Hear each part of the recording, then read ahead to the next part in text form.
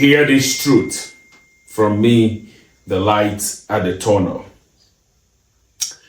You know, there is an African adage that said, you cannot beat a child and you tell the child not to cry. Because of the tension that rose in Ghana, all right, because I was in Ghana a couple of months back and weeks ago, and there was this tension between an Igbo king and a politician called Hassan Ayariga. You know, I'm using these two because they were the two. He was the one who escalated it the more, you know, and then the Ghanaian youths, you know, formed some alliance. Mostly of those people in this alliance are people in Germany, UK. They are not even in Ghana, but they were wherever they were, inciting the citizens that are residents in their motherland, you know, to do things that will actually destabilize peace. You know, forgetting that some of these people are also from the tribe that has been the most tribalistic in Ghana, but that's not why I'm here today. Now, when this whole thing was happening, I made a video and I cleared some air as per what is leading to this whole Igbo King, brouhaha, and all that. So this question was mainly pointing to a 6 alphabetical word, Biafra.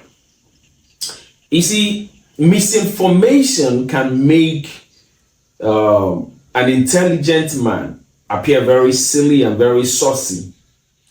Wrong reportage can destabilize peace. All right? Now, why am I saying this?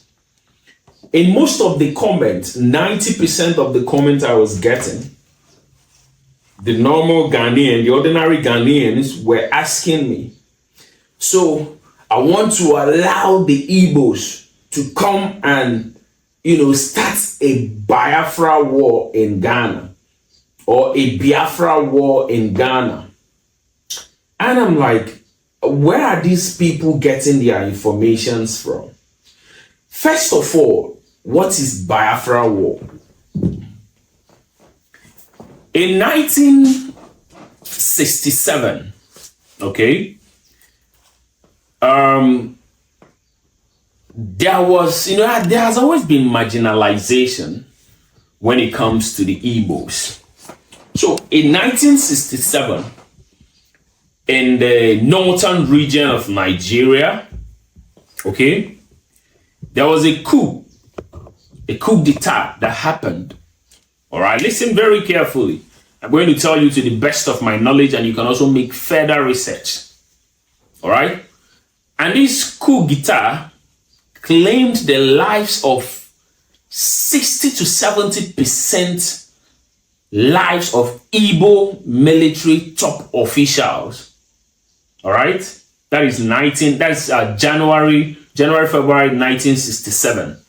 All right, now during the mid of that year, 1967, there was another coup that was tagged the rematch coup. Listen very carefully. Now, in this rematch coup, okay, it was masterminded by the almighty Murtala Muhammad. If you have flown to Nigeria from any part of the world, that airport that you land in Lagos, that airport was built in honor to this man I'm talking about now. This man who masterminded this coup. But when you do your research, it will be told that he was Kaduna. You know, this Igbo man that died in Kaduna, was buried in Kaduna. Yeah, his name is Chukwuma Nzogu. Yeah, but people know him popularly as Chukwuma Kaduna. But his real name is Chukwuma Nzogu. You can Google it when on your own free time. Now, because in earlier January, February that year, a coup happened and most of his tribal men that were senior officers were killed, were unalived. All right? Now, Murtala Muhammad, being a very smart person that has his own, you know, agenda, hidden agenda, all right, tapped into this because you can bear with me that when I'm angry that you've done something to me. That's why there's a statement that enemy of my enemy is my friend. So he called this Chukwuma and was like, my man, for instance, you know, there was a coup just a few months ago and your people have been unalived. They have unalived a lot of your people who are top officials. And you know what that means. I'm planning a coup. And you as a senior colonel, I would want you to be beside me. You can also, you know, recruit some of your top officers who are also from the, you know, eastern region of Nigeria, so that we can carry out this coup, and then through that you can get a revenge. Chukwuma being an Igbo person, you know, who also, you know, he's a soldier, and those people that were on alive are his battalion guys. Those people that are on alive were his team guys, you know. So he saw an opportunity to, man, you take one soldier, you take two of yours.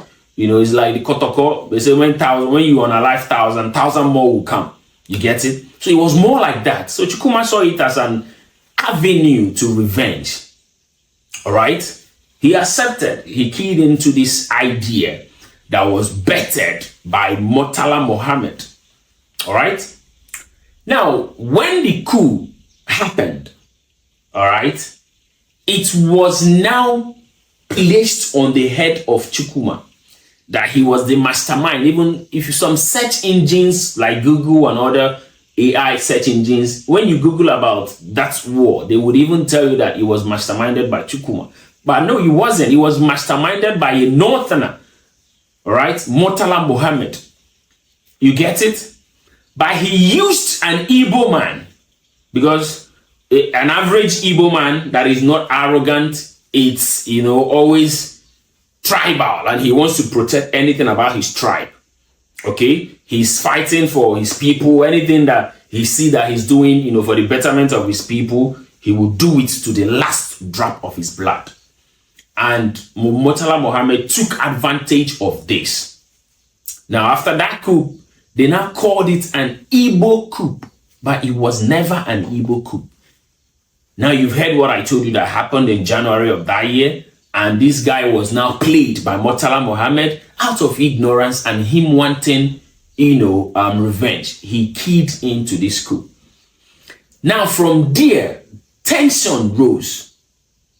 Now, the northern part of Nigeria, then northern region, you know, now saw it that Igbos have planned and executed a coup against the northerners.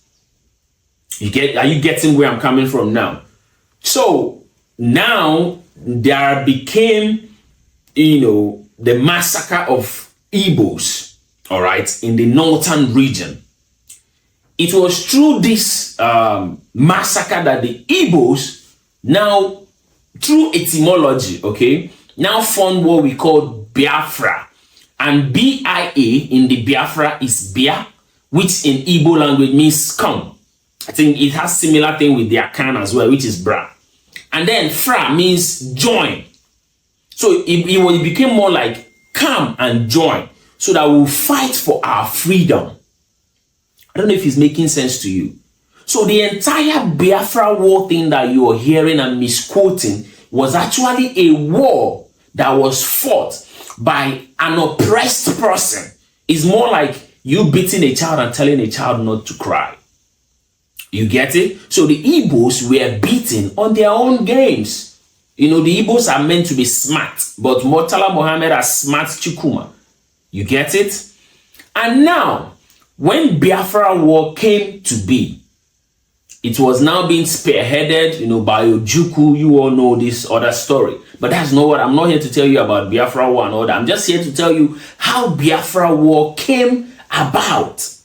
So that some of you Ghanaian youths that are saying you people want to come and fight Biafra war in Ghana, so that you will rethink and take away that wrong information from your head. No Igbo man is coming to fight Biafra war in Ghana. What reason? For what purpose? It's not possible. It's something that can never happen. You get it? It's more like, for instance, the Ashantis. You know, they will be feeling like they are being marginalized. Okay, and all of a sudden they are like, no, we want to gain independence for Ashanti, which I think A movement like that is uprising some time ago, while I was still in Ghana. I heard something like that. You get what I'm saying? Now, probably the Ashantis wanting to own their own independence as a country. Okay? Now, the gas, for instance, I'm just giving an instance. Don't misquote me. Don't take my words off context. Now, the gas, the Adanbes, the voters, the votarians, now be like, we won't let this happen. Because when you look at it, when you go to the Ashanti, there is more gold there. If we let the Ashantis go, our economy will crumble. Let's keep impoverishing Ashantis. If it's war, they want to give Ashantis war. You get it? That was what happened in the case of Igbos before the Biafra war. You get what I'm saying now? So it's more like you are treating this child bad, or more like you have a slave, or is that the wrong word to use? Yeah, more like, okay, if I say a slave, you can treat a slave bad, But I'm saying more like a maid in your house that you brought. All right? You are not treating this maid well. You don't also want this maid to leave and go to another house to go and serve where he or she will be treated well. That was the case of the Igbos with the northern region of Nigeria then. You get it? And let me tell you one fun fact. Till today, till this moment you're seeing this video, even if you see this video 20 years later or 10 years later, or let's maybe what Donald Trump is trying to do in Nigeria now might set some things right. But till tomorrow, Igbos are still being marginalized in Nigeria. If you have any Igbo friend or any Igbo grown-up man that have been a civil servant, probably in the police or in the military, I was a ranger, or in any civil service, especially police, the armed forces, okay? Ask them if their meal was inculcated in the feeding list. For instance, in the southeastern part of Nigeria, they eat eba and nsala soup. You get it? They eat oha and okra soup with eba. They eat akpu, loi fufu with light soup, or abe soup. You get it? Whilst when you go to the western parts or the Yoruba land, their normal food is the ewedu, amala. Okay. Then when you go to the northern part, you get the shinkafa. Those Hausa cuisines. Okay. And you get things like tozafi and all that. Now, all of these things I mentioned were inculcated in the feeding or feeding procedure or feeding list of the Nigerian civil servant. But all the native Igbo foods are not there. What do you make of this? Now you ask yourself, why has the Igbos been marginalized? Why has the Igbos been hated from Adam? You can't even think far. Is it a crime for someone to be smart? Is it a crime for someone to say, as we just want peace, let everything be normal? I know most of you that even Ghanaians that might be hating Igbos don't really know Igbos. You as a Ghanaian, meet a business-minded Ghanaian that has business partners in Nigeria. Ask them, who are the Igbos? What are the Igbos like when it comes to business? I dare you change your mind, about how you see, your perspective of how you see an Igbo man will definitely change. I guarantee you that. An Igbo man is someone who all he wants to just to make money and live happy and in good terms with his neighbors. All right. You see, I keep telling people that in the current state of Nigeria, it will be very hard for a man like Peter Obi to be the president. Do you know why it will be very hard? Because Peter Obi is not going to play by the games of the normal politics of Nigeria, which is divide, conquer, embezzle, steal, hide, transfer abroad. He wouldn't want to do that. So they wouldn't want someone like that to be in power. You get what I'm saying? And also some of his brothers who are the Igbos are also like a thorn in the flesh. They won't also like to, see him be a president, knowing fully well that they will not benefit from the illegalities they are benefiting from. Are you getting the whole thing now? So, my dear fellow Ghanaians, take away this mentality of Igbos coming to fight Biafra war in Ghana. Take away this mentality of Igbos wanting to, bring another war in Ghana. Igbos are not war people. Igbos are not violent people. All right? Igbos are like a lion in his tribe, like a lion in his, territory. If you don't step on its toes, if you don't step on its tails, it doesn't attack you. I don't know if you're getting me. So please, I hope I have been able to make you at least understand where this whole Biafra war of a thing came from. I could tell you deeper and deeper about how it happened, everything, but that is not the reason for this video. The reason for this video is to let you know how come about the Biafra war. And I hope you have been educated. And I also hope that you have learned one or two things. Remember, heaven is here on earth. When you miss heaven here on earth, you have totally missed it. Peace, love, and light.